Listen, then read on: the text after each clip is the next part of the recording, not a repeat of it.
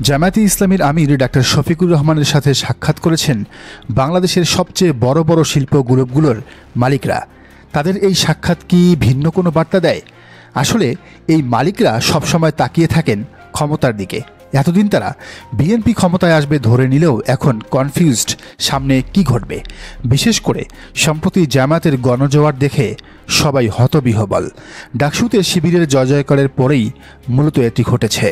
জামায়াত শিল্প মালিকদের ভিতরেও কনফিউশন তৈরি করতে পেরেছে।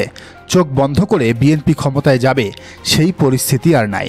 সামনের নির্বাচনে বিএনপি বলে বসতে পারে জামায়াত কারচুপি করেছে, যেমনটা ঢাকা বিশ্ববিদ্যালয় এবং জাহাঙ্গীরনগর বিশ্ববিদ্যালয়ে ছাত্রদল বলেছে।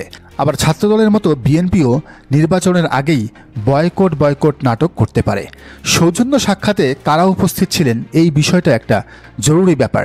সেখানে ছিলেন তত্ত্বাবধায়ক সরকারের সাবেক উপদেষ্টা ও স্কয়ার গ্রুপের ব্যবস্থাপনা পরিচালক তপন চৌধুরী, বিজিএমইএর সভাপতি মাহমুদ হাসান খান, বিকিএমইএর সভাপতি মোহাম্মদ হাতেম, বাংলাদেশ এমপ্লয়ার্স ফেডারেশনের সভাপতি ফজলে শামীম এহসান, বিজিএমইএর পরিচালক সাইফুল্লাহ মনসুর, জনসংযোগ ও প্রচার কমিটির চেয়ারম্যান মাসুদ কবির। শুধু প্রতিনিধিদের নামগুলো দেখেন আর ভাবেন তাদের এই সাক্ষাতে কাজটা কি। তারাও বুঝতে পারতেছে বাংলাদেশ এক অনন্য পরিবর্তনের দিকে ধাবিত হচ্ছে। সেই পরিবর্তনের সাথে তারাও আছে, এটাই জানিয়ে দেওয়া। এমন সেই পরিবর্তন যা দেখে আপনি চমকাতে বাধ্য হবেন। এদিকে জামায়াতের ঢাকা মহানগর উত্তর সেক্রেটারি জেনারেল ডক্টর রেজাউল করিমের একটি বক্তব্য ঘিরে শুরু হয়েছে তোলপাড়। হিজাব পরা না পড়ার বিষয়ে টকশোতে দেয়া তার বক্তব্যটি ছড়িয়ে পড়লে তা নিয়ে ব্যাপক সমালোচনা হচ্ছে। কেউ কেউ তাকে কাফের বলেও আখ্যা দিয়েছেন। তবে এই বক্তব্যকে খণ্ডিত আকারে তুলে ধরা হয়েছে বলে জানিয়েছেন সাবেক এই শিবির সভাপতি। পর্দা করা ফরজ নয় বলে প্রচারিত সেই বক্তব্য নিয়ে রেজাউল করিম বলেন, সোশ্যাল মিডিয়ায় আমার একটি বক্তব্যকে কেউ খণ্ডিতভাবে উপস্থাপন করে বিভ্রান্তি সৃষ্টি করছেন।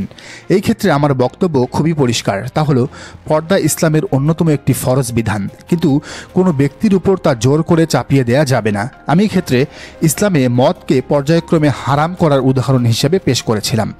ইসলামে পর্দার যে কল্যাণ ও মর্যাদা রয়েছে তার মোটিভেশন যদি তুলে ধরা হয় তাহলে অধিকাংশ নারী পুরুষ ইসলামের এই ফরজ বিধানকে গ্রহণ করবেন ইনশাআল্লাহ। টকশোর সংক্ষিপ্ত সময়ের মধ্যে উত্তর দিতে গিয়ে যদি শব্দ চয়নে ভুল হয়ে থাকে তাহলে সেজন্য ক্ষমাও চেয়েছেন রেজাউল করিম। বিষয়টি নিয়ে লেখক খালিদ মোহাম্মদ লিখেছেন, ডক্টর রেজাউল করিম কঠিন সময়ে শিবিরের দায়িত্ব পালন করেছেন। যে সময় জামায়াতের কেন্দ্রীয় নেতাদের শহীদ করে দেবার ষড়যন্ত্র হচ্ছিল, ওই সময়ে কেন্দ্রীয় সদস্য সম্মেলনের বক্তব্যে তিনি দৃঢ় কণ্ঠে বলেছিলেন এই ষড়যন্ত্র প্রতিহত করা হবে। ডক্টর রেজাউল করিমকে ভালোবাসার জন্য এর চেয়ে বড় কারণের দরকার পড়ে না। সমস্যা হলো হীনমন্যতা। হুকুমতে ইসলামিয়ার আন্দোলন করে হীনমন্য থাকার সুযোগ নেই।